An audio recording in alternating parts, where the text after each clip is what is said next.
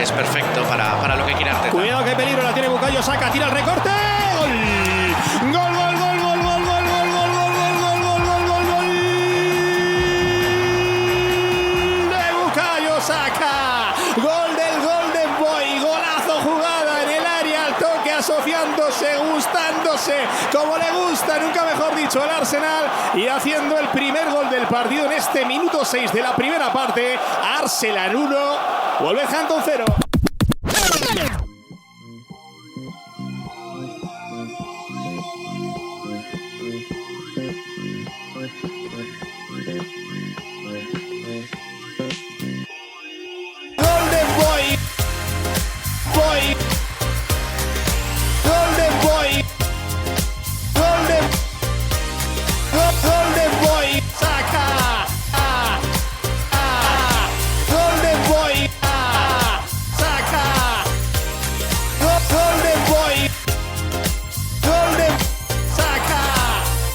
This is Arsecast Extra. Hello and welcome to another Arsecast Extra, as always, with James from Gunnerblog. James, a very early goodly morning to you.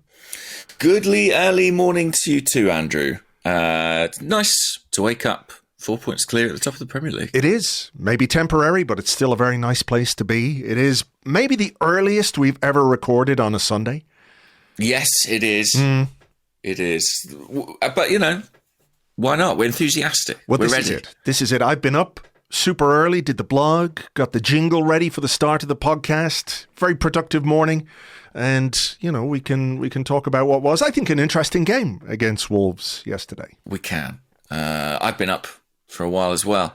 Yeah. Rocky did a mad thing this morning where he had hiccups for about 45 minutes. Oh, no. Just like he was broken temporarily. But, you know, we turned him off and on again, and he's fine. That's what you do. Just turn the babies off and on again. It works every time, mostly. Exactly. But it's a frosty morning. Yeah. But a warm feeling, Andrew, in my Arsenal heart. That is good. It was a cold day yesterday as well, wasn't it? I was up in my radiator-free office. Still not working. I tried to bleed the radiator, but there was nothing to be bled, you see? Sure. You need like a radiator leech to extract the blood. Right. I didn't realise that. I thought it was, you know, a little bit more plummy / whatever. What do you call that? Radiators it's a plumber's job, isn't it, really? Yeah. But it was cold up here. It was cold in the Emirates Stadium, I'm sure, as well. It was. I mean, I don't know if that kept a few people away, but it was notable yesterday that there were quite a few empty seats in the stadium, which hasn't been the case for a while, really. That's unusual, isn't it, given the demand for tickets? Yes, and I think I saw online some people feeling pretty aggrieved because they're really trying to get tickets, and some people obviously just didn't turn up yesterday. I don't know the numbers, but certainly looking around the upper tier, you could see a few gaps. There was a train strike in England as well. But I thought the club did quite well sort of letting people know about that. They sent out an SMS to ticket holders about the train strikes the day before. I wonder if the weather was a contributing factor because it was close to freezing temperatures. Maybe if you're a bit older, a bit under the weather, you might have stayed away. But yeah, a bit surprising given how well the team are going and how strong the demand has been. Well, yeah, I mean, people have their reasons, I guess. But they missed a great first half. Well, that's what I was going to say. You know, the football might have warmed them up if they'd been able to get there. And it was a very, very bright start from Arsenal, something that Mikel Arteta has talked about quite recently and talked about how it impacts games, game state, scoring early, what a difference it makes. And we saw that, of course, on Wednesday night against Lens. Any surprises for you with regards to the lineup at all, or was this a wee bit? What was a funny noise that came out of my mouth? A wee bit. I was a little bit surprised he didn't continue with Kai Havertz, simply because he'd only started the one game, right, against Lens, I think I'm right in saying, and he's on a bit of a roll, nevertheless, with 2 goals in 2 games, and I just thought he might stick with him Were you surprised that he brought Trossard back in? A little bit, but I can kind of understand it as well. I mean, I think, the issue that he's got with Trossard is that he's such an effective player and has been important for us in the last few weeks. He sort of needs to keep him engaged, if that makes sense. You know what I mean? Where his performances merit playing time, but if he picks Havertz and he's going to pick Martinelli and Saka on the wings, where does Trossard fit in? Does he get a few minutes up front, or does he come in a bit late in the game? Whatever it is, I think it's one of those where he's trying to balance his involvement, to make sure that he doesn't feel like he's missing out. He didn't get any minutes, of course, in the Champions League game in midweek. Maybe because we just didn't need him when you're 5-0 up at halftime, and maybe, he's carrying a little knock or something like that you can rest him. But it was a bit surprising to see him in there in midfield ahead of Havertz, but not hugely. No. I mean, he started in there against Brentford, so he obviously feels there's kind of a value in playing him against these teams who are likely to set up in a low block. Havertz was the solution ultimately that broke the game open against Brentford, which would be his argument for starting this one. But I suspect Arteta's looking at this festive period with a lot of fixtures thick and fast. We go to Luton on Tuesday, and maybe he's got a role in mind for Havertz in that game as well. So I think it's just a bit of rotation. Yeah, I think so too. It was a very bright start from Arsenal, from Bukayo Saka, opening the scoring in the 6th minute. It's just lovely play from Saka, isn't it? Good combination with Jesus. Jesus is very strong, plays it to Tomiyasu. Maybe Wolves will think they could have defended that a little bit better, but, when you've got Saka in a tight space running towards you, you've got to be, I suppose as a defender, you have got to be absolutely spot on with where you put your feet. Otherwise, it's either a chance or a penalty.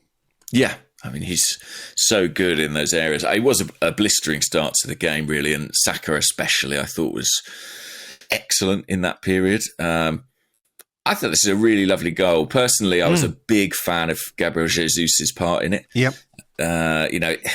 Again, showing that you don't have to be 6'4" to be a hold-up guy, taking the ball back to goal.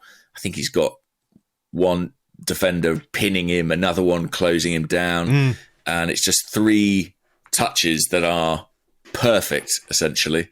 And by the time he gives it to Tomiyasu, who's in field of him, there are 3 defenders all around Jesus because he held that ball for that extra second. Saka's managed to get beyond them.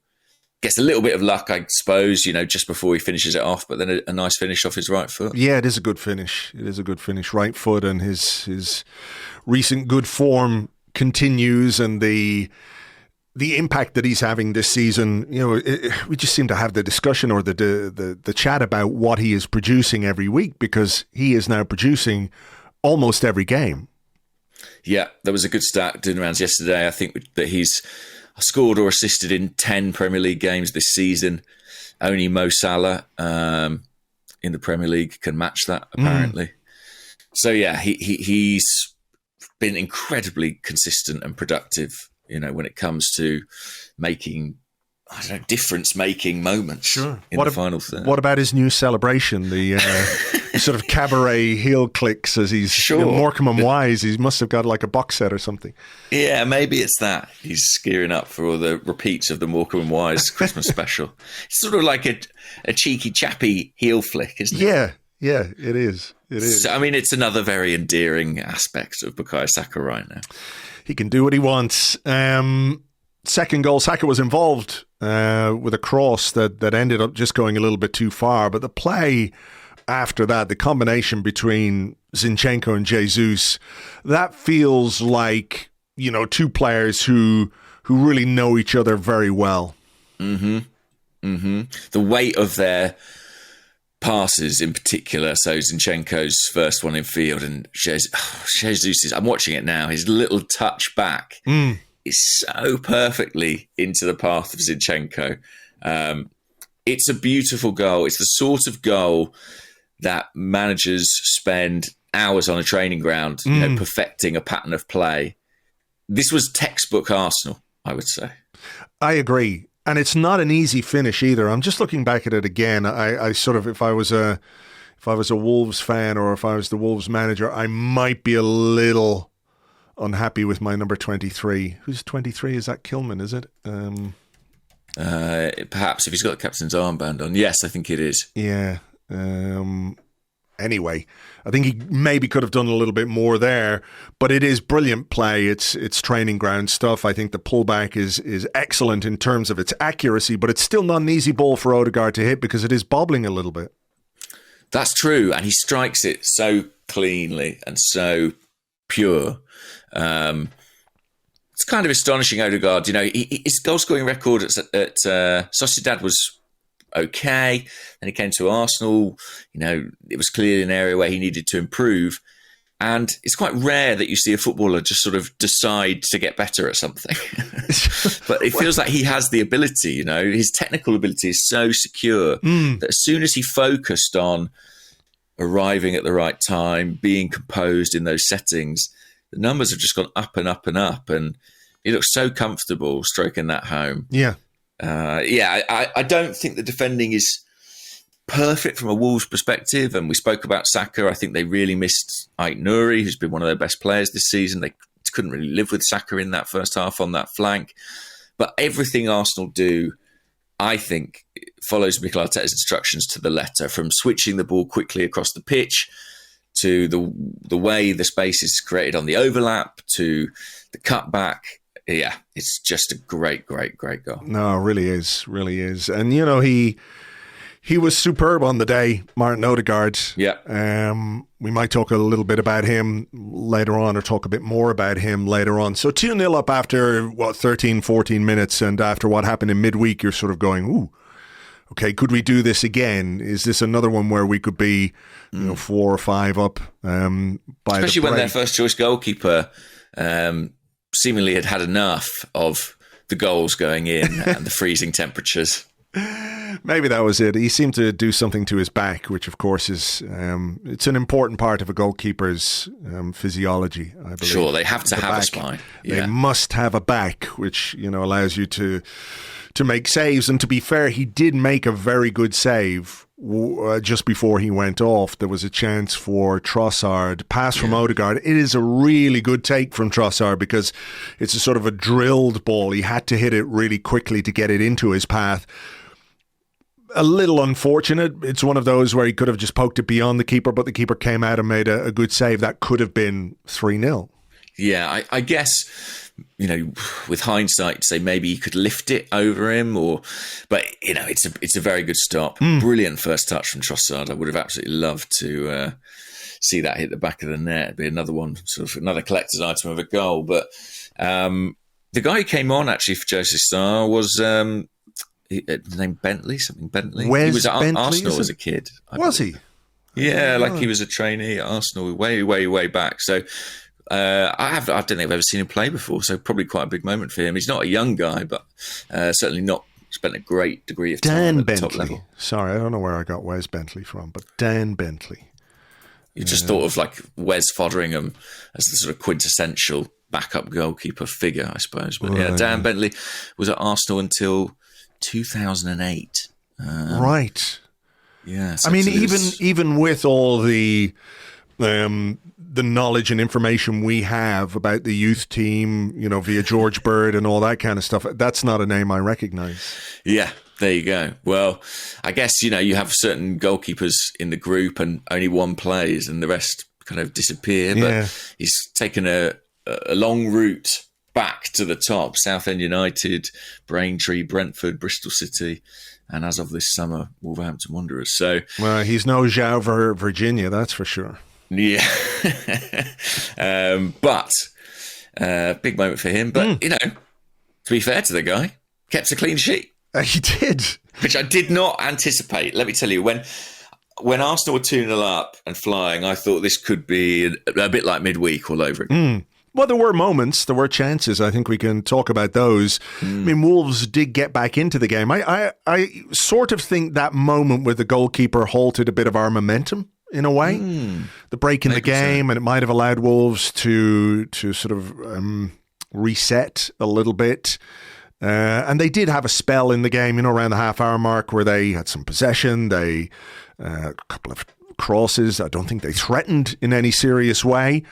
But there were chances for Arsenal as well. And Gabriel Martinelli hit the post. This was, I think, not long after he had bailed out Oleksandr Zinchenko, who lost the ball a bit carelessly near the halfway line. Martinelli got back and defended really, really well. A couple of minutes later, he goes through and he hits the post, which shows you just what an asset he is to this team in both directions, because I think that defensive work that he did there, which is what you want. If your teammate makes a mistake, you don't stand and watch him point fingers. You go and you help him, right? That is the ethic that you need, and he demonstrates that perfectly. But then the ability to just sort of charge up the other end and show the same desire to get forward as he did to get back, I think is just amazing. Yeah, 43 seconds I counted between him, racing back into his own half and winning the ball by the corner flag and being on the end of another sweeping move at the other end of the pitch and very nearly scoring. And I asked Mikel Arteta about it after the game, and he said, well, he did the same thing in training yesterday. And Arteta clipped it up because he saw that desire that Martinelli was showing on the training field. I think he is an incredibly impressive individual. I know his goal contributions are down a bit this season, but the hunger and the discipline, the mentality that he demonstrates, I think is second to none. And yeah, people were off their feet when he raced back to regain possession. Sure. I think Zinchenko was pretty grateful to him. And if he'd scored at the other end, oh my God, come off the place. When Arteta said he did the bame thing in training, is that bail out Zinchenko or just make that kind of run? I don't know. I think just make that kind of run. Okay, all right. But who knows? I mean, Zinchenko is a guy who does occasionally need bailing out, as we'll come on to, no doubt. Yeah. There were other chances. I think Declan Rice had a shot which deflected out for a corner. Is one of those he caught really well with his left foot. It just hit the defender and went out. There was a Gabriel Jesus one at the back post where maybe he would have been offside. Yeah, did Gabriel get a touch on that? I think it sort of brushed his shoulder or maybe the back of his head or something, but he might well have been offside there. I think this was a quintessential Gabriel Jesus game in some respects. Yeah. He might have scored, possibly, some would say should have scored, but his link play, his combination play was so good that he really added to our threat. Yeah. There was a chance for him, I think, late in the first half where I think there were shades of the Eddie Nketiah versus Brentford chance. Wasn't quite from the same position, but he took a shot which, yes, if you're going to take the shot, you need to have more conviction in the finish. And very similar, I suppose, to Eddie in that situation. It was, my notes, I'm just looking at my notes here, I've written... Square it. Sorry? Square it. Was that in your notes? Because Declan Rice I've actually written selfish but tame, basically, about the shot.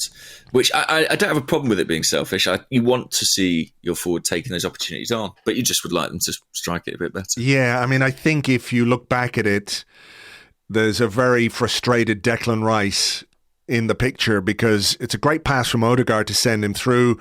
All he needs to do is just square it for Rice, and it's basically a tap in. And quite often with situations like this, and we've seen it maybe a couple of times with like the Eddie chance against Brentford, people were going, why didn't he pass it? And sometimes the pass really isn't on. In a split second, if you freeze frame it, there is the ability maybe to make the perfect pass, but I think you need to be basically Dennis Bergkamp to make some of the passes.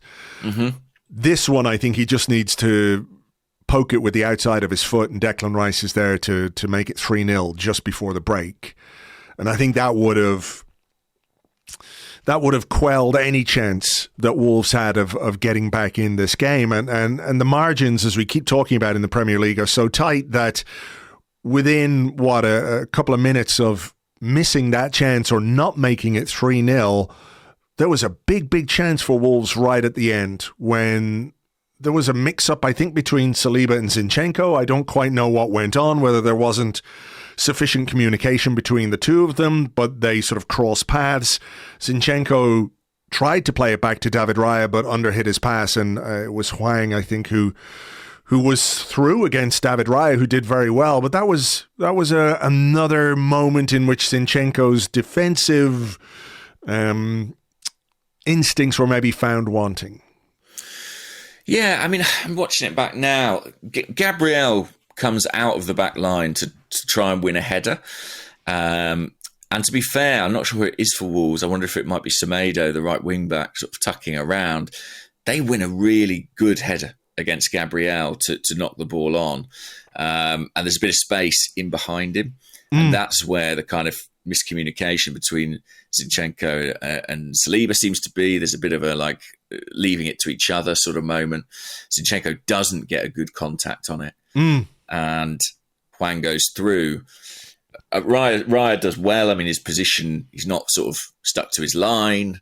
He's able to come out and close the space. There isn't a great deal of time for Hwang to make anything of it. But if he gets that more solid contact, and I think if he goes round the goalkeeper, for example, rather than just sort of trying to nudge the ball beyond him, I think that might well be 2-1. And that would have felt like not a reflection of the half whatsoever. And yeah, like you say, you go from at one end of the pitch thinking you might be about to completely kill the game to suddenly potentially keeping the match alive. Yeah, I mean, this is where I am with this game, in that I think whatever Wolves had was down to us.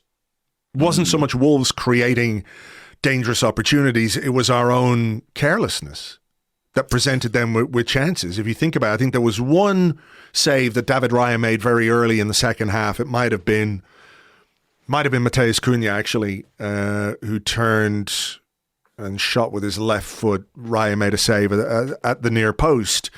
But beyond that, I can't really remember Wolves doing anything to put us under any real pressure or to create goal-scoring chances. Whereas that moment, the goal, obviously, that they scored a bit late on, was entirely down to us. So, I know there are questions about the performance and whether we should have scored more goals and all the rest of it, but it is one of those where it's perhaps good to get a reminder of how secure you need to be in the Premier League. We've taken 3 points, and that's obviously a very good thing, and we're top of the table, and that's obviously a very good thing, but you can take lessons from every game, and I think the lesson from this game from an Arsenal perspective is security and being secure, because otherwise the opposition have nothing to threaten you with. Yeah, I think that's right. I think there was an element of carelessness that crept into the performance, particularly in the second half. I thought, Raya obviously did well on that chance just before half time. And you mentioned the save he made at the start of the second half. Funnily enough, since he's come into the Arsenal team, he's not had to make a great many saves, but this was a day where he was required to make just a handful, 2 or 3. And he did all of that very well. So I thought this was a positive day for him. But yeah, it's we've talked so much about that 2-0 scoreline, and I think it can feel quite insecure or not necessarily like a good enough buffer. But it's just because all it takes is one moment, and suddenly it doesn't overhaul your lead, it doesn't draw them level, but it just introduces a bit of jeopardy, a bit of anxiety. And I think as long as that's the margin you are winning by, that's always going to be in the ether, For sure. Should Arsenal have had a penalty in the early stages of the second half? You'll have to tell me, Andrew, because it was something that I wasn't still tucking into my prawn sandwiches, but I think I averted my eyes. I was looking at my laptop, working hard in that specific moment. But just before half-time, I have to say, Gabriel also made an excellent tackle inside the penalty box, which on first glance had my heart in my mouth slightly. I was like, well, I'll definitely review that. And I couldn't have been more delighted when I saw that review. Sure. What about the Jesus one? You tell me. Well, my thinking on this, right, is that if that foul is sufficient to rule out a Leandro Trossard goal against Leicester, because Ben White committed that foul on the goalkeeper, And Trossard still had plenty to do, when he curled it into the top corner. Like, if that foul is sufficient to rule out a goal, then it should be sufficient for a penalty when it's carried out on a forward who's trying to get to the ball. Yeah, I agree with that in principle. If we're seeing goals disallowed for that kind of thing, then it's a foul and probably should have been a penalty. So, again, another moment where the game might have been effectively over in Arsenal's favour. How did you view the second half in general? Because, I saw people talking about how, look, I know the way it turned out kind of informed some of the discussion post-game where, Arsenal may be accused of not scoring the third goal or not trying hard enough to score the third goal. But I thought we were just in control of this game. I would have been much happier, of course, if we'd scored a third goal. But I think the sort of panic of the final 15 minutes or thereabouts after they got the goal, the nerves that kicked in then because of game state, if we want to go back to that, sort of obscure the fact that we did have chances to score goals. We controlled the game. We played a lot of it in their half. There were moments where, as we saw against Lens, if you have that attacking efficiency, the game is completely and utterly out of sight. So I didn't really think it was a collective casualness, if you like, but a moment of individual casualness cost us the goal, because I can remember chance for Declan Rice set up by Martin Ødegaard, which he sort of dragged wide. There was one Bukayo Saka shot just over the bar. If you remember, he curled a shot just over. I think Leandro Trossard should score to make it 3-0 after a very good Odegaard pass. So it wasn't as if those moments were missing from our performance. No, I thought it was interesting, by the way, we spoke last week about maybe needing to take on shots from the edge of the box a little bit more against these deep defences. And I thought Declan Rice really assumed responsibility in that regard, whether it was his right foot, whether it was his left. He wasn't shy of taking on those opportunities when they came to him, which I guess shouldn't be a surprise. The man seems to relish responsibility. But yeah, I feel the same. It's interesting, you speak about the panic of those final few minutes. It's a personal thing, but I didn't feel a great sense of panic.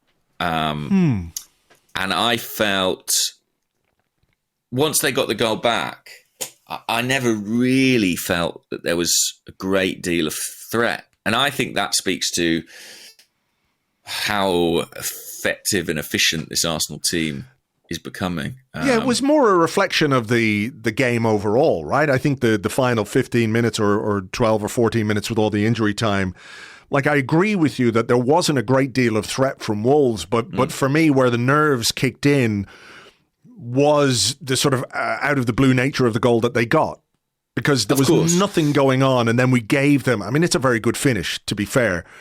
He takes that very, very well. I don't think David Raya has any chance whatsoever.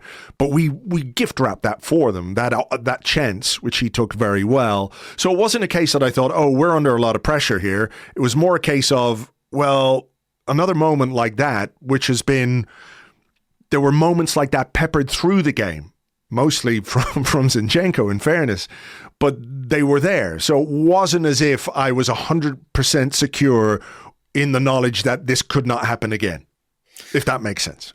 I do understand that, yeah. I'm just saying sort of my own feelings watching it was slightly different, in that I think maybe last season, had Wolves got that goal back, I think there would have been a more palpable nervousness from the players, and I felt that they... I didn't feel they looked uncomfortable in that last period. But it's subjective. But I think that this was a really dominant performance with a few individual errors at the back, but that we were well worth the win. Oh, I agree. I completely agree with that. Completely agree. I think the scoreline and the tense nature of the final stages of the game has obscured the fact that we played very, very well. We controlled 99% of this game. We allowed them a goal because of a mistake. as I said, I think everything that they threatened with came because of us, because of our own carelessness, whatever you want to call it. But I think the performance in general was excellent. I think there were, 19 shots, something like that, hit the post a couple of times. Martinelli. I think our underlying metrics, our XG and all that were pretty much better against Wolves than they were in midweek. Right. Which is kind of... Well, that tells you, it tells you a lot about the performance. It's just missing the sort of efficiency in the final third or with those chances. Like I said, what did you make of the couple of chances in the second half? Trossard could have made it 3-0. Should he have made it 3-0 there, do you think? Yeah, probably. Yeah. I think did the ball rebound to Saka maybe, and that might have been a bit of a chance as well. There were a few moments. What about Eddie? That was after the 2-1, of course. But that would have immediately made it 3-1, and everyone's calm again. Yeah, there was quite a lot of frustration in the ground about that not going in, I would say. I understand that because we've just given a goal away, and there's the chance just to sort of bail your teammate out again. And I think even if it's really close, I think that's a bad miss. I have to say I feel for him a little bit because it hits the inside of the post. But it's either in or it isn't. I think a striker in that position should be scoring. I think the response to it is more about people's general frustrations with Eddie, if you see what I mean. I remember thinking, as when the ball hit the post, the crowd reaction, you normally get an ooh, but it wasn't an ooh, it was an ah. And I don't know if there was another player on the pitch who would have elicited that response, personally. But maybe not. I mean, it's not really about Eddie. I just think any player in that position at this level should score that goal. And I know it was close, and I know it was just off the inside of the post. And ultimately, it doesn't mean a great deal in the grand scheme of things because we came away with 3 points. But I guess it just sort of highlights the difference between Wednesday and yesterday, where I think Wednesday that would have gone in. Yeah, exactly. And that's the thing. That's the variance, right? You can create the chances, but you're not always going to overperform, in a match in front of goal. I'm not saying that would have been overperforming Freddie to put that one away. I agree. He should have scored, but it's, it just didn't, we didn't get the breaks, I guess, in the penalty box that we did on Wednesday.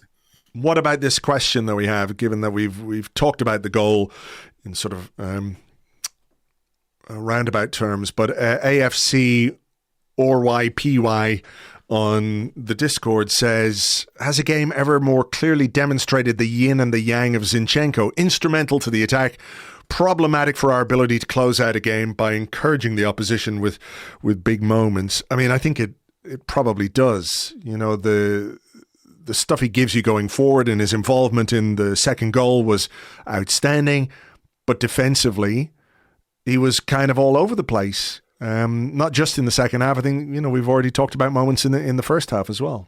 Yeah, and Sam Dean asked Mikel Arteta about it after the game. He said, you have to love him how he is. Every player has strengths and weaknesses. Alex has many more strengths. This happened and it can happen to any player. It's a pretty emphatic defence, I would say. What? I mean, it's true, I think. He does have strengths and weaknesses. We know absolutely what they are. And one of his weaknesses, I think, is sort of, I don't know if the word is concentration, it can't really be anything other than that, because technically this guy is unbelievable. So it's whether it's concentration or overconfidence, maybe, or a lack of real defensive instincts. What's the lesson from the goal that he gave away? Do you think when they examine that on the training ground, what do you think the lesson imparted to Zinchenko will be from a manager who wants his team to play, who wants to keep possession? I mean, I think part of that second half, it occurred to me during the second half, was like, this is the epitome of Arteta killing a game with 300,000 passes, right? The way we just controlled everything, it was safe, it was secure, and then we let them back into it.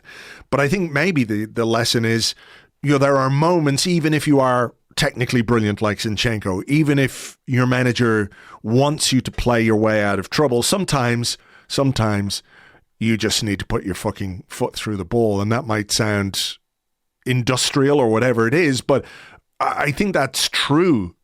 At certain points in games, there are things you probably just need to do as a defender, and that's get the ball away from your box. I think you're right, and Arteta, in one of his post-game interviews, said as much. He was like, there are certain scenarios where you cannot try and play, especially, I think he said, especially given what's happened in the previous phase of the game. So I'd have to go back and watch that in more detail to figure out what exactly he meant by that. But yeah, in layman's terms, sometimes you just got to boot it clear.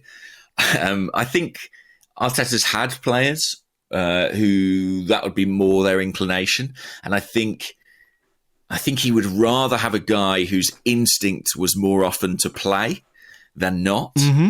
But I think Zinchenko is at a certain end of the spectrum in that regard. I think overconfidence may well be his issue. I think he backs himself technically in almost every scenario, even when it's not necessarily appropriate. The funny thing is, like, from a defensive perspective, I think this idea that he can't defend at all is wrong. I agree. Like, I was looking at some of the numbers yesterday, and in terms of ball recoveries, he was very good. He's very good in aerial challenges for a guy his height. He's got a real spring on him. I think his positional play is better than he gets credit for. He just has these moments. It's just the thing of keeping it up for 90 minutes. And again, that, as you say, could be a concentration issue. But I wonder how significant the injury or whatever it was that forced Takahiro Tomiyasu to come off was, because think how many games of late we've seen gets to 70 minutes, 80 minutes, Zinchenko off, White and Tomiyasu at fullback, we lock it down. Yeah, I think that's spot on. I don't think Zinchenko is really a late stage game player. Is that the right way to say it? Yeah, and Arteta seems to know that. Yeah, and I do wonder if Tomiyasu hadn't had to go off, if White would have come on and Tomiyasu moves over to left back. I think with Zinchenko, he did take Zinchenko off, didn't he? Afterwards for Kivior, did he? Yeah. There you go. Which again is quite instructive. Yeah, I forgot what I was going to say actually. Just sort of Zinchenko. I mean, I don't know if it's overconfidence or lack of concentration or something, but sabotage. He's still working for City. Yeah. I just think that they're so at odds with what he is capable of from a technical perspective. You see him sometimes and he shimmies away, or he picks the ball up in tight spaces, or, as we saw last week, that sort of chest and hooked pass immediately. What this guy is capable of from a technical level is completely at odds with the mistakes that he makes. He should not be making those mistakes. The Martinelli one in the first half, he had all the time in the world, but got caught on the ball. You should not, if you're as good as him, get caught out like that. So I don't know how. So what do you think, like, moving forward? A lot of people in my mentions yesterday were like, we can't continue as Zinchenko. He's a liability. Are you in that? I don't agree with that. No, I don't think he's a liability. That's way too harsh. It's way too harsh. But I do think it's quite interesting that this season we've seen a development in that area of the pitch where we're saying, is this a Zinchenko game or a Tomiyasu game at left back? And in future, could it be a Jurriën Timber game? Exactly. Where what he brings to the team is unquestionable going forward, and the impact that he can make and how he can glue things together. I think everyone can see that. But I also think that, if it gets to 60 minutes and it's 1-0 or even 2-0, I think the last half hour is a more true defenders scenario than it is a Zinchenko scenario. Mm-hmm. And ultimately, I think that probably gives the manager a decision to make in the longer term. How does he use him? When does he use him? And all the rest of it. I think it's clear from what he said afterwards that Arteta still sees way more benefit to what Zinchenko brings than the downside to the mistakes that he makes. There's no question about that. But yeah, I think for the most part, he still is a net positive for the team. You know, I'm not in the camp where he's a liability, but I do think games like yesterday, he should do better. He's capable of doing better, and I think it's right to expect him to do better in those moments, because, you know, it gave Wolves sort of a lifeline in this game and gave everybody sort of higher blood pressure for the last 15 minutes when really, you know, we should have just seen that out at 2-0. Yeah, I think I'm slightly more, what's the word, philosophical about it, because I don't think we can eliminate this from his game. I think it is who he is to a certain extent. I know that he can do better in, you know, scenarios, and there's coaching that can be applied, but he's never going to be a born defender. I agree. And I think if you've got like a flying winger running at him for 90 minutes and he gets exposed a bit defensively, you know, I can live with that because of the kind of player that he is. I just worry that the lapses in concentration and the mistakes. It's hard to imagine Arteta tolerating them from many other players. That's what I would definitely say. I think that's a good point. That's a good way of getting across what I was trying to say. And not only does he sort of tolerate them with Zini, he sort of almost, he still speaks out in praise of him all the time. It's not quite indulging him, but I like I said, I think he sees, what he brings to the team is overwhelmingly positive in his mind, even if these moments exist. And I think he probably looks to players like Gabriel Martinelli, like William Saliba, maybe Declan Rice as well, as capable of offsetting some of the defensive issues that Zinchenko has at times. And look, it's not every game or anything. It really isn't every game. I know that there's a perception that this happens all the time. I think, well, look, I don't think it is. There are moments, and they happen with a kind of frequency that, you know, I don't really care for, but it's not every game. I don't think it's every game, but, you know. I really like Zinchenko, and I'd probably be picking him, but I would say there's probably a moment in every game. It's just some get punished and some don't. But doesn't every player have like a moment in every game? If you think about the passage of play where we present the chance to Wolves at the end of the first half, we actually, Zinchenko makes another mistake, but we get the ball clear. It comes to Bukayo Saka. Leandro Trossard picks the ball up in midfield and then loses the ball and then makes a silly foul to give away a free kick, which Wolves have at the end of the first half, like halfway into our half.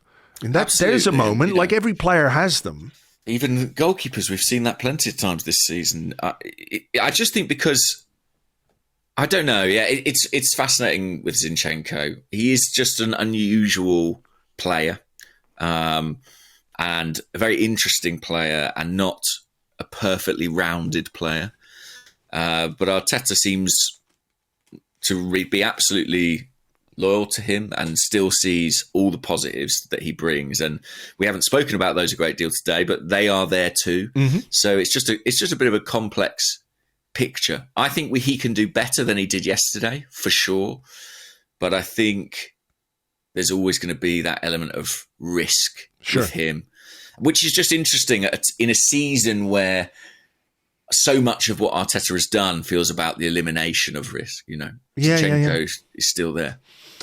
Well, we thank him this morning for giving us plenty to talk about, at least. And ultimately, you know, the mistake, as bad as it was, didn't cost us any points. And like we said, there might be an opportunity to learn from that. And, you know, I think players and teams can always take lessons from games. And maybe next time you just wax it up the field and who knows what happens. So, yeah, I mean, I had some thoughts about Martin Odegaard as well, but maybe we can move them into part two because I've got a question or two. Unless there's anything else. Do that, then. Anything else about the game you want to? No, not in particular. I think that sort of covers it, really. I mean, ultimately, I think it's a good result. I know a bit nervy towards the end, but I think Wolves are better than their league position suggests. I think they've been pretty unlucky with some of the officiating. That's cost them a lot of points. They've been a real threat against the big teams, beat Man City, should certainly have got something at Old Trafford. So, yeah, I was really pleased to see us win this game and sort of consolidate our position at the top of the Premier League. For sure. All right. Well, look, we will take a little break here. We'll come back with your questions and more in part 2 right after this.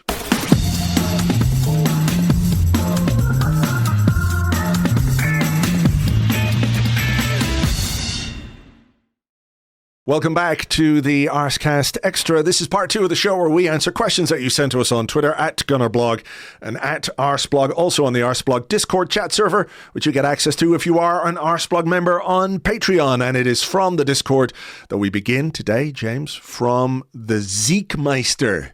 He says, now that the attack is humming again, can we confidently say at this point that the main thing we were missing was last season's Martin Ødegaard?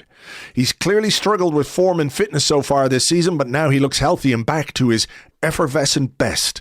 Does Odegaard truly hold the keys to this attack? I think he's had 2 really strong games this week, against Lens and then against Wolves. Thought he was excellent yesterday, as did you, I believe, right? Yeah, I thought he was brilliant. Just the chances he created, the space he was able to find. I thought that was really interesting, that there were moments where he was picking the ball up in around the halfway line in areas where he wasn't earlier in the season. That might be to do with the fact that Wolves had their 2 first-choice central midfield players missing and weren't quite as strong in there as they would normally be, but there's a sharpness to him, to the way he moves the ball. I think he had 6 key passes yesterday. Should have a couple of assists to his name on top of the goal that he scored. We already talked about the goal, but the creativity he showed yesterday was outstanding. And I think those little flick passes, the ones he makes with the sort of the outside of his left foot, that we haven't really seen a great deal of at times this season, they're back in his armoury now as well. I just thought he was brilliant. Yeah, I did too. I thought he was excellent. And I thought the whole right-hand side functioned very well. I half expected Ben White to come in for this game. Same. And he didn't. But I thought Tomiyasu's combination play on that flank was really good. Obviously, he had an assist for Saka's goal. I was struck as well by how much he made kind of underlapping runs. I think he was popping up more narrow than we were accustomed to seeing Ben White. And I think... I wonder if that helped Odegaard, just changing the dynamic of that flank a little bit. But, last season, I think we would have thought maybe, we probably need, to get a game like that out of Odegaard and Saka, we probably need Ben White in there. But I think Tomiyasu's form is so good right now that, that flank functioned perfectly with the 3 that we had against Wolves. And hopefully his injury is not significant. Yeah, I hope not. It's... Yeah, we had a question about that, actually, from Super Nintendo Chalmers. Love that. What's the best way to preserve Tomiyasu until the Liverpool game? A cryo chamber, horse placenta? He says, I love the fact that all Arsenal fans think he is Salah's kryptonite because of one game. Hopefully that's correct. And it is one of those games when we talk about your left back, when you're playing Liverpool, is it a Zinchenko game or is it a Tomiyasu game? I think it's definitely a Tomiyasu game, isn't it? I would think so. And so to that end, I wonder if he'll just be given midweek off, He's in really good form and he's playing with confidence again. And my impression of Tomiyasu is he's someone who takes a while to build that confidence. And I would hate for him to be stopped at this point, while he's got some momentum behind him. Because I think he's just such a good defender. Fingers crossed, it didn't look too bad. Like he wasn't hobbling off the pitch or anything like that. He clearly felt something. Maybe it was a bit of a calf strain, hopefully more cramp than a strain. But I think he's been excellent. over the last couple of weeks. He's been really good, and his involvement in the first goal yesterday, on top of the involvements he had in the goals against Lens in midweek. Fingers crossed he's not out for too long. But just going back to Odegaard, I mean, do you think it's a coincidence that maybe two of our best attacking performances in terms of chance creation have come when Odegaard is sort of refreshed, recharged, revitalized, whatever you want to call it? That there is a fluency to the way we attack when he is close to his best. Undoubtedly, I don't think that's a coincidence in the least. He is really important to this team, and I think it has been a bit of a sticky start to the season for him. There's a number of individuals in this Arsenal side who haven't contributed in the first half of the season what we might ordinarily expect of them. If you look at goals and assist numbers, I think we'd be within our rights to expect more from Odegaard, from Gabriel Martinelli, even from Gabriel Jesus, in the Premier League at least. And so I hope that now it seems those players are finding a bit of form. We're going to go to another gear, right? That's kind of what we've said all season long. But I think it's right to point out that Odegaard's incredibly important in that. And a good Arsenal team is one that has Odegaard sort of humming away at the heart of it. Yeah, for sure. What about this? It's quite left field, but I enjoyed it, from Mike McDonald. Mike said, "What should a left eight have? A strong work ethic, a dual winner, ability in tight spaces, combines well with others, can penetrate on the dribble to complement Odegaard's passing, can contribute 15 to 20 goals and assists without the pressure of being the main striker." Isn't this Gabriel Jesus?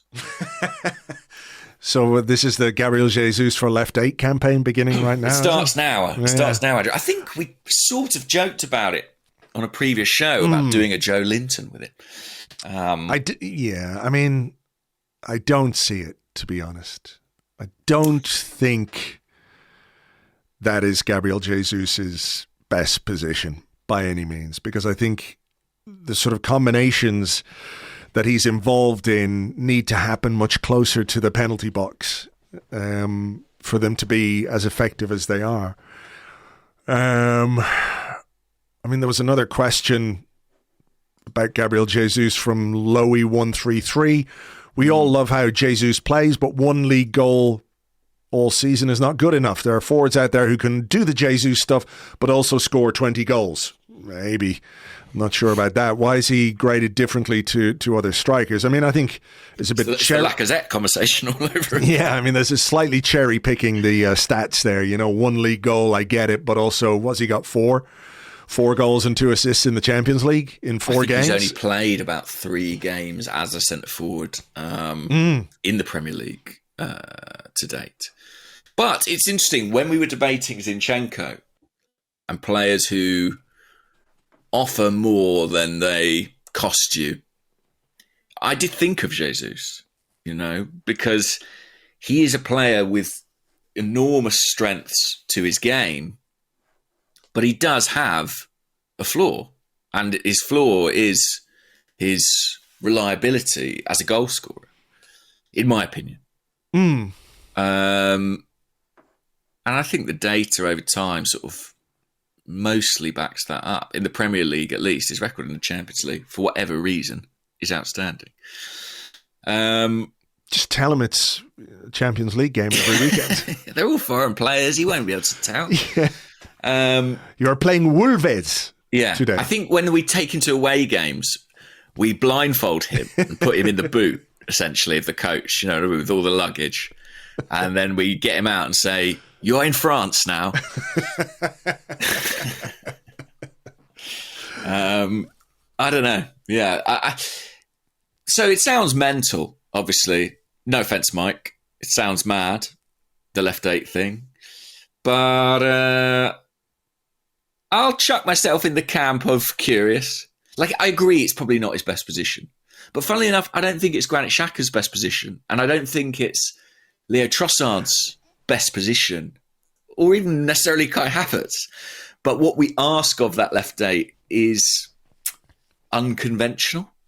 So I'm not adverse to an unconventional solution. I don't think it will happen. No, I don't think it will either, and I'm a lot more skeptical about it than you might be. Curious, perhaps, but no. I suppose what I would say is, what's Trossard got to play there that Jesus hasn't? That would be my question. My answer would be more experience of playing in deeper positions. Mm-hmm.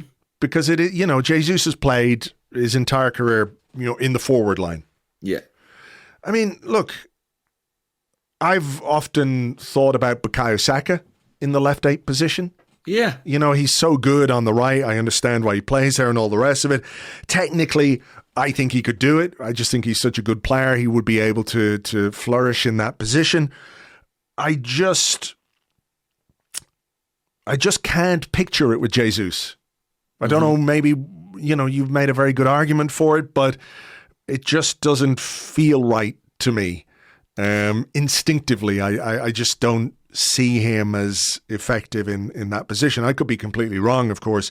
I'm not sure we'll ever know because, like you, I don't think we'll ever see it. Well, I think the problem is he's our best striker by a long way. And so I think it's something that could only really be discussed in a scenario where we had another centre forward of that calibre, and we're not in that place yet. Yeah, we need that. Lowy maybe can tell us, where to get that guy who does all the Jesus stuff, but also get 20 goals. Yeah, and hopefully nice and affordable as well. Yeah, cheap, I'd say, that guy. Yeah, I mean, I remember the first time Trossard did it for Arsenal was in, I think it might have been the Southampton game, the ill-fated Southampton game last season. It was certainly a scenario where Arsenal were chasing a late goal. And I could imagine a situation where that if Jesus was ever going to do it, that would be the time.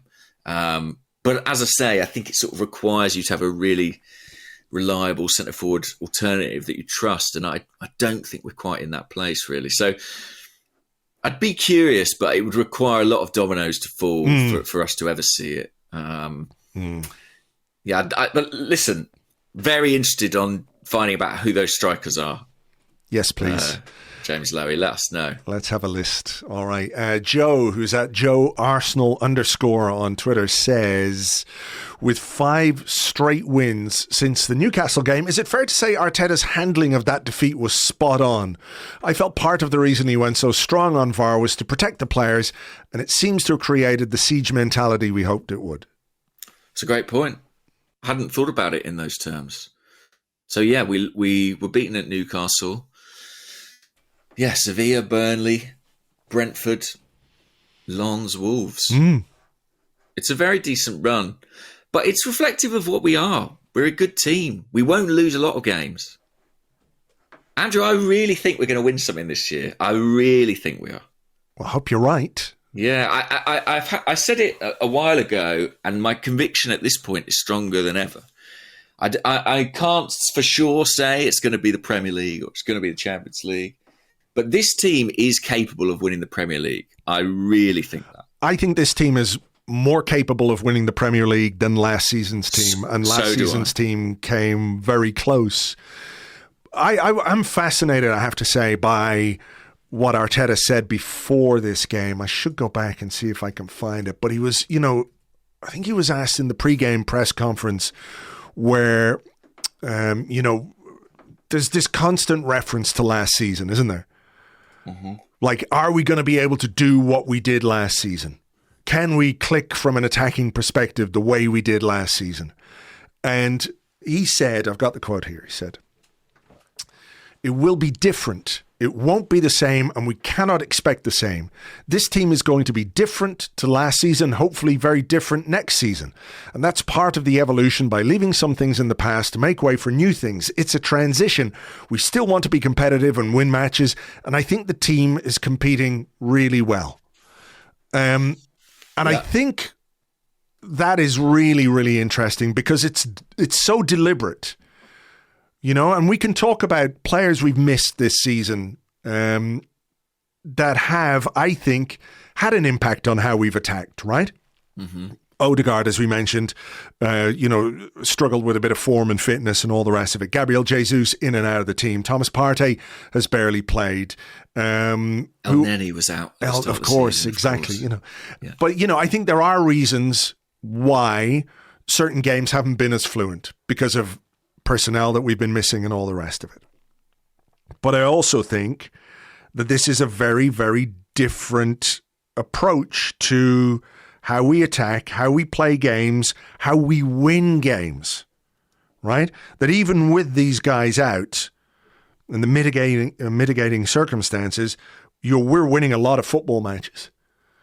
And I think that, people might say the football is a bit more prosaic or whatever it is. I think that might be true, but I also think it's absolutely 100% deliberate. That this is a different season, it's a different team, it's a different mindset perhaps from the manager and maybe from the players about how we win football matches and what way we win football matches. Like, I think we could be more comfortable at times, but, ultimately we've missed players. We haven't been at, in inverted commas, our best, and we are 4 points clear at the top of the table. And that is the evidence that you need as to what way Arteta is approaching this season. And I think, last season everyone talks about how much fun it was, right? Which it was. It was amazing. But I think what Arteta is aiming for this season is like maximum fun return in May, right? And if along the way it's not as exciting or it's not as entertaining, he does not give a fuck. Because come May, if we have the big fun party, all of that will be worthwhile. I think that's true. And what I'm about to say might sound quite odd, and I reserve my right to change my mind in May. But if you ask me right now, I would say I probably loved last season's team more because they elicited more emotion in me. And that's sort of what drives my experience as a fan. But I think this team is better set up to win a Premier League, for sure. I feel pretty confident about that. And yeah, I have this... I really, really, really feel they're certainly capable of it. And I really feel they're going to do something big this year. There's just something about them. I'm old enough to have seen teams win leagues before, and there are certain traits that they share. And, if this game against Wolves had been last season, obviously this is complete speculation, but it would probably have gone to 2-1 and the crowd would have been anxious and biting their nails and on edge, and the players would have been, booting it away from their own box and digging in, and 10 men in the box trying to head it away. And it probably at full time would have been elation. We did it. We clung on. We got the 2-1. But this team, I think, are more clinical, more cold in the way that they play. Maybe not clinical in terms of taking chances yesterday. I know what you mean. And there's a calculated approach from the manager to assuage against that sort of anxiety, and I think it's a much more stable way of playing. And so listen, City are great and Liverpool are great, but Arsenal are really, really good as well. I don't disagree. I think if you try and win the league by replicating, or if we had tried to win the league this season by replicating what we did last season, it would never have worked. I strongly believe that last season was a kind of a one-off. How do I put it? Lightning in a bottle, Kinda, yeah, like a rolling stone gathering a lot of moss, and we just kept rolling and rolling and rolling, and it was a lot of fun, But I don't off the edge of a cliff. Well, yeah. Well, in the end, but I don't think we could have replicated that, because there were things about last season that were just like, oh my God, look at this. Like William Saliba, for example. Yeah. Where he came in the team and everyone was like, Jesus, this guy's fucking brilliant. Oh, look, he can score a sweeping left-footed goal from the edge of the box. You know, these lightning in a bottle things, as you say, were there, but you have to do it differently, and you have to take into account what other people think of you as well. And how other teams are going to play against you. And we've had this discussion about low blocks and the way teams, in some ways are forced to play against us because of how dominant we are, because of how much control we have, because of how much we play in the opposition half. You can say, well, they've come to sit with 10 men behind the ball, but in some ways we're forcing them to do that too. Mm-hmm. Because of just that's true. Because of how we play, giving us. And also because of where we're playing the game. We could choose to play it further back, I guess, and maybe invite them on and try and use space a bit differently. But part of it is because of just how we play. So, well, can I throw something in on that? Yeah. This is not really a question, but more a statement. But I'd be interested on your response to it, taking a leaf out of the Statements podcast. Okay. Optimistic Gunner on the Discord says, hot take, handle with gloves. Okay. Us playing out from the back requires us to fluff it up sometimes. If teams don't press us in that moment, we don't create the spaces we need further up the pitch. Is it true that playing out from the back is sort of incumbent that there is that jeopardy or that possibility of losing the ball to encourage teams out? I think that's probably true in the sense that it just happens. There is going to be a risk-reward element that sometimes you're on the wrong side of. But I don't think it requires us to mess it up, if there's a distinction there. Do you know what I mean? Yeah. I think it happens. William Saliba's very good at it. He's very good at giving the opposition belief that they can nick the ball off him. He lets them get very, very, very close, and then he just swerves away. But I think he shows them enough of the ball to invite the press. I think that you can do that without making a mistake, if you see what I mean. If you're William Saliba. I agree, and I think most of our players are very accomplished on the ball. I just think it's a natural consequence of playing like that. Sometimes it's going to go wrong. And that's why the opposition, like if it never went wrong, the opposition would never press you. Exactly. But it's not a case of doing it deliberately. It's just part and parcel of the game. Sometimes a player will make a bad pass. Sometimes a goalkeeper will make a bad pass. And that gives the opposition the ability. I mean, you could see it yesterday. Gary O'Neill at times was like urging his team to press higher up the pitch. And when they did it, we just bypassed them every single time. Mm-hmm. Like they tried to press. You could see it in the second half as well. After they made a couple of changes, they tried to play higher up the pitch. And we just went round them and then played the game in their half and made chances that we should have scored to make the game more comfortable, So it's not as if teams aren't doing it, but we're very, very good at playing out of trouble and playing our way into the opposition half to the point where, they're discouraged then from coming forward. So yeah. I don't think it's impossible that something like that statement is in Arteta's mind when he thinks about picking Zinchenko. I can see him being calculated enough that he thinks, well, if Zinchenko attracts a press and attracts attention, that is going to benefit others in the team. I think it's an interesting idea anyway. Over to you.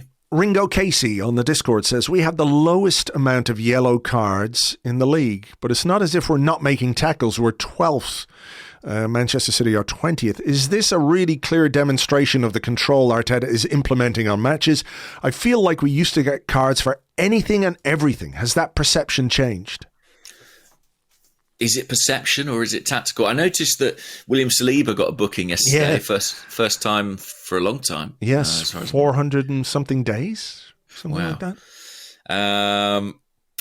I think that this season it's probably indicative of a team that aren't playing under strain and duress. When games are stretched, when you're at the limit of your physical and mental capacity, I think that's when, fouls are made and bad tackles are made.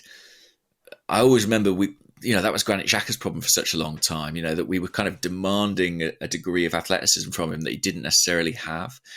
And consequently, he was paying for it by having to lunge into some tackles. I think it just shows,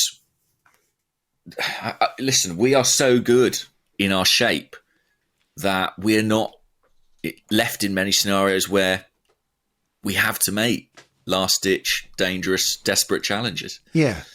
I think there's a real through line between, how organised you are and how many yellow cards you pick up. I don't think it's any coincidence that in the early part of Arteta's reign and going back even under Unai Emery and Arsene Wenger, we got a lot more yellow cards because defenders are defending in a desperate fashion, whereas there's much more structure to the way that we play. But I do think there is something different in how we are perceived as a team now as well, that I think we can sort of get away with a little bit more. And I know I say that in a season when Tomiyasu was sent off for absolutely nothing, but I do feel like we used to get more yellow cards that would make me scratch my head and think, well, come on, that's hardly a booking. That slowly the control that we have over games is changing the perception of what we do when we're in transition and when we're trying to make tackles. So yeah. Well, I think we've got the fewest yellow cards in the league, 18. Liverpool 23, Man City 23. The very friendly Bournemouth team are actually second with 21. Right. But to underline the point, the team at the bottom of the Premier League for disciplinary record right now is Chelsea.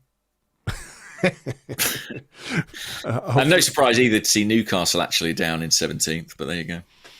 There you go. All right. Okay, let's get a question. Just staring at that table. So Archie Arsenal says, "Good morning, gents. After 14 appearances now, how would you rate David Raya's start for us? I think he's really started to click with his centre halves recently." I think that's true. Mm-hmm. Like when he was called into action yesterday, that moment at the end of the first half, that was a big intervention.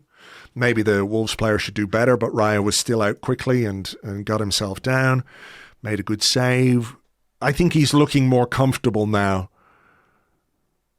because he's probably more secure in the knowledge that the number one position is his, regardless of whatever happens. Like, he can make a mistake and I don't think he's going to lose his place. And ultimately, no, I think that's time as well, isn't it? 14 starts, like Archie says in the question. Yeah, he's also, what we talk about players in certain positions or areas of the pitch developing relationships with each other, right? Arteta talked about it after the Lens game with the Rice, Havertz, Odegaard midfield. He said, the more they play together, the more that chemistry will develop. I mean, the same has got to be true of David Raya with his fullbacks, with his back four, with his centre halves in particular, to whom he plays a lot of passes or takes the goal kicks, etc., etc. So I think it's just normal, isn't it, that after 3 months now, he's feeling a bit more comfortable in those relationships. They know him better, he knows them better, and the communication, I'm sure, is improving week by week. Yeah, and it's funny. He's kept a lot of clean sheets, but he didn't keep one yesterday. But I still think yesterday was a really good game for him. As I said in part one, I think, he made a couple of interventions, saves, came and collected a cross in stoppage time that took the pressure off, got all the pats on the back for the centre halves. I feel like it was probably a good game for him in sort of building that trust and that relationship between him and the defence and him and the team. I also wonder, just more broadly, I think that the fan perception of him has maybe shifted a little bit, simply because, Aaron Ramsdale came in against Brentford and didn't have a particularly clean game. And so the clamour kind of shifts a little bit, it dissipates a little bit. And I think Raya's playing in an environment now that's maybe a little bit more secure, as you suggest. Sure. But I think he's done well. When we signed him, I said he was a really good goalkeeper. I think he has made mistakes, but you can see as well there are really, really strong aspects to his game. His handling coming to get crosses is very, very good. It's just, I think it's a compliment to the team that neither of our goalkeepers this season have been asked to make a string of saves. That's true. You know, I think if Raya stays in goal for the remainder of the Premier League season, I said Arsenal might win something. I think he's got a very good chance of winning the Golden Glove because this Arsenal team will keep a lot of clean sheets. I mean, it's very interesting to think about that now after what we just said about the team being different and like was Aaron Ramsdale the perfect goalkeeper to get us to this point? You know, yeah, possibly. Yeah, I mean, look, the goalkeeper who gets you into the Champions League might not be the same goalkeeper who wins you the Champions League. Yeah, sure. And listen, I'm sure there'll be plenty of people listening saying they're not sure David Raya is that guy either, necessarily. And I think that would be fair, given some of the errors that he's made, particularly early on. But last few weeks, he's looked more comfortable. I think that his style of play does slightly shift the dynamic of the team and the emphasis of the team, again, towards control, potentially. So, yeah, I think he's done well. And I think, it's a certainty that Arsenal will make that deal permanent when they find the money. Yeah, I did enjoy Gabriel's reaction to the goal going in as well. He went really mad. I think they were really pissed off. I think, I think Declan Rice was annoyed. I think the back four were annoyed because they know as well, this means 10 minutes of a bit of a slog rather than just wandering around the pitch. And they care about those clean sheets. And their clean sheet bonus. Well, that might play a part as well. No, I like it. I like when, defenders are unhappy. You look at the way Gabriel celebrated that late tackle against Lens. That meant a lot to him. It was 6-0 or whatever it was at the time, A goal wouldn't have made any difference to the result, but it would have made a difference to his mood. So there we go. Speaking of Gabriel, Ashley Williams, who's at A_Williams PhD, says, has Gabriel ever expressed his love of the physical side of defending, as every commentator insists on telling us? I feel like it detracts from his ability on the ball, which, while not Saliba levels, is very underrated. I mean, to be fair to Gabriel, he hasn't told us a great deal in English at this point, so I'm not sure if that is on the record anywhere. I think it's evident from the way he plays that he does relish that side of it. He is so physical in his approach. And I think, we spoke about Saliba not getting booked. I think Saliba would rather, I don't say this in any disrespectful way. Like if he has to go shoulder to shoulder with Erling Haaland, we've seen he can do it. But they sort of say of like a defender, like they keep their, what do they say? They keep their shorts clean, essentially. Yeah. Like they won't go to ground unnecessarily. They'd rather just kind of glide through the game. And I think that is Saliba's modus operandi. I think Gabriel, if he went through a game without a crunching challenge and some physical contact, I genuinely think he'd be disappointed. He wants the muddy shorts. He does, Gabriel, I think. Yeah. That said, he's very, very good on the ball too. I think Saliba's presence in the team is probably what overshadows him in terms of getting praise and being talked about as one of the best centre-halves in the league. But there are very few better. I think he was an incredible signing. A really good piece of business who has matured into a top defender. And I just think back to the start of the season and how ludicrous it was that he wasn't playing. Yeah. And I think we've seen that we're a much better team with him in. For sure. Like you don't play for this team unless you're good on the ball, technically good on the ball. You just can't carry somebody like that, as we talked about, if you're trying to play around the press, if you're inviting the opposition on, if you've got one guy who's got, a left foot like he's wearing a Wellington boot, that, he's just not going to play regardless of how much he relishes the physical side of defending. So yeah. And listen, what we've had to learn this season is that there will always be evolution. And that's what Mikel Arteta said, we'll be a different team next season. And, last season, Aaron Ramsdale, Granit Xhaka did great jobs for us, but Arteta saw fit to evolve them. I don't rule out the possibility that he might look at Gabriel and one day think, I need an even better ball-playing centre-half, or I need a different profile of centre-half entirely. That could happen. But right now, in this team, that partnership between Gabriel and Saliba is absolutely unshakable. I mean, look, we've seen evolution in that position before. Let's not forget the season before last. It was White and Gabriel. And many of us thought, well, that will be our centre-half partnership for the next 3 or 4 years. That summer got ripped up. Turns out you're playing right back, Ben White. Anything could happen moving forward. But if you're picking a team this season, you can't look past those two. They dovetail so well. They really do. It's probably the best central defensive partnership in the Premier League. I think so. Yeah. I can't see anything to rival it, really. And age-wise as well, it's it's great. Yeah. Well, we talked about Jesus at left day. Let's do this. It's from Kashanish Kapoor. And they say, "Good morning, gents. Do you also see a little bit of Santi Cazorla in Trossard? Watching him play the left eight reminds me so much of the best of Santi. 2-footed, sharp turns, nimble footwork, someone who can carry the ball from deep. Could he be a long-term fix?" I sort of see it because he is quite two-footed. I don't think anywhere near as two-footed as Santi Cazorla, but then I don't think there are too many players.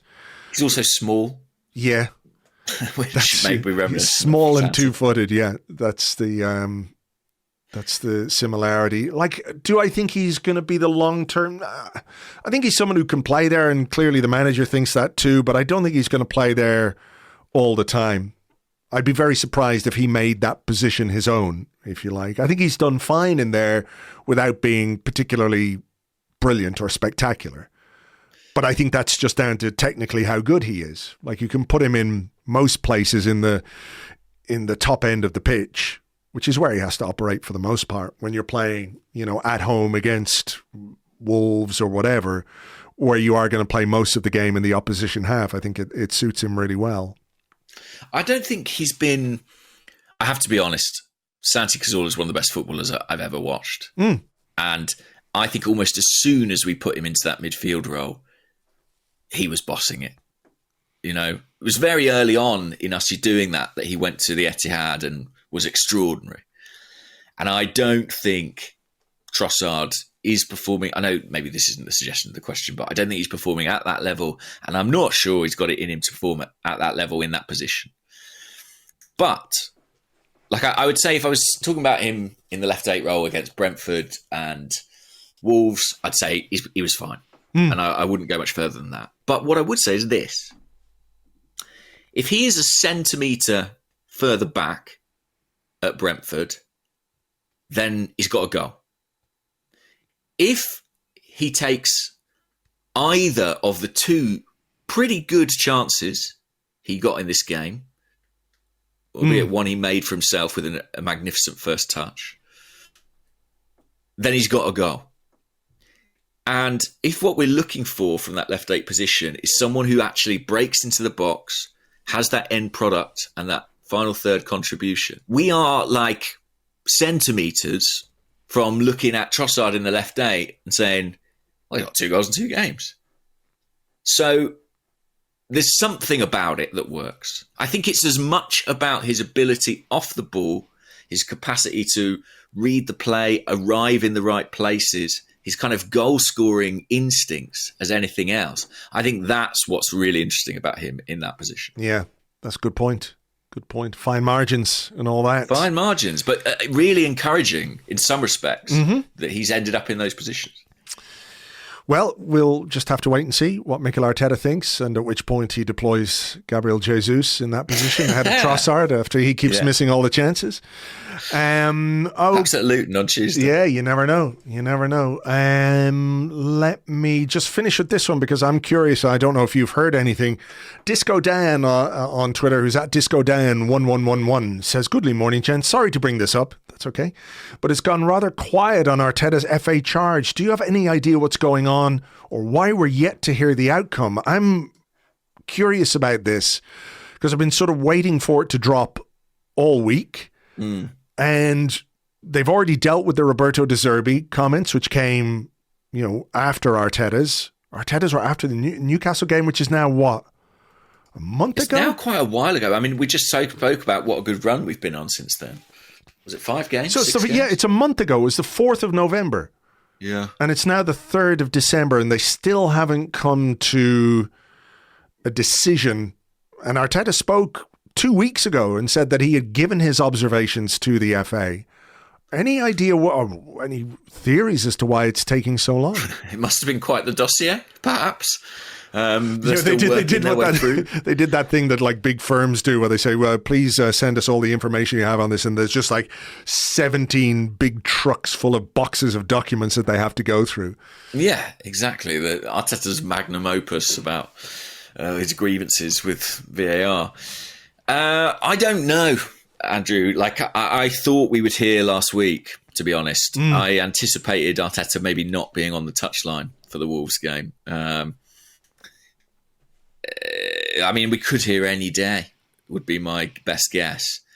And yeah, it's odd. It's odd how long it's been left to run on. But, you know, maybe we'll hear something tomorrow. Maybe we'll hear something Monday. Know. Maybe he'll have a touchline ban for the game on Tuesday. I mean, that's the thing about it is like, when do they announce it? At what point does that give Arsenal time to react if there is a potential touchline ban? Like, it strikes me that if it was just going to be a fine, that's something they would have issued by now. Yeah, it doesn't take long to sort of do that. I do think maybe, you know, Arsenal presented them with a lot of information, and that may have taken them some time or been some dialogue around that. I was reading the rules about the ban. If he is banned, he can still be with the team before the game and at half time. But it's purely sit in the stand. In-game scenario. Yeah, he's not allowed direct communication with the guy he appoints as his kind of stand-in. So let's say it's Albert Stubenberg. Yeah, he can't directly communicate with him, but he can just talk to the bloke next to him who can get it. It's just so stupid, isn't it? Basically, really? Yeah. So I imagine Carlos Cuesta will don the AirPods. Yeah. With his yellow card yesterday as well, which is quite funny. Do you know what? He got booked yesterday, and behind him, I think Aaron Ramsdale was maybe with Gabriel Jesus. Yeah, they were laughing. They had a good old laugh about that. Yeah. You could see that on the TV footage. All right, Ramsdale just pissing himself laughing in the background. It was funny. Taking after Mikel, I guess, Carlos. There. Well, when he came over, I thought it was for Arteta, and that would have been a touchline ban because I think that would have been his 3rd booking of the season. Wow. I think. I could be wrong there. I'm not sure. But thankfully, they're just sharing the yellow cards around. You talk about the players not getting booked. We're getting them all on the bench. Yeah, rotational protesting. All right, look, we better leave it there. Make sure that we can get this podcast out to you guys. Hope, as ever, that you enjoyed the show. Thank you very much indeed, as always, for being with us. We will have more for you during the week. Of course, there is a game against Luton on Tuesday, so we'll fix up in podcast terms during the week. For now, though, take it easy, enjoy your Sunday, and we'll catch you on the next one. Bye. What about Declan Rice? Oh, he was good, yeah.